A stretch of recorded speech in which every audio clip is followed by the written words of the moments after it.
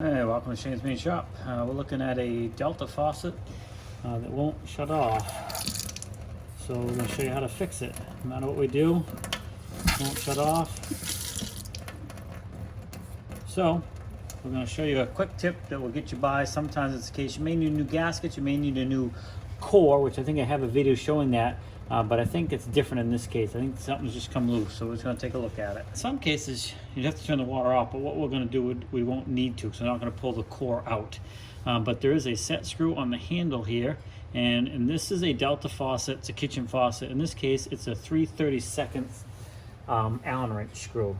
So we're just going to go ahead and loosen that up a little bit, and that'll allow this to come off the top. So what's happening is this probably is the part that's just loosened up a little bit right here, and it's not seating when you close the handle off all the way. So we're just going to snug that up just a little bit. You don't want to go much, and hopefully that will solve the problem, because you have to have the handle on. It's still dripping right now, but you got to have the handle on so you can actually adjust it. When you put the handle on, make sure you kind of wiggle it back and forth so you know that set screw is going on the flat spot.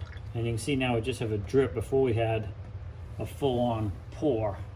So I'm going to adjust it a little bit more. Probably about time for a new faucet. I did put new cores in these, but they were aftermarket and they weren't quite what I really wanted. Now you see right here, this is rounded, threaded top here, because some handles screw in to the top, and then there's a flat spot on it, and that's where you want to make sure that Allen head, the Allen screw, lands on that flat spot. So I just kind of wiggle it as I'm tightening it, and then it'll align itself on that spot. All right, after a little bit more tinkering, I did get it to stop. So we will replace this, but at least now we can shut it off and not have water coming out of it.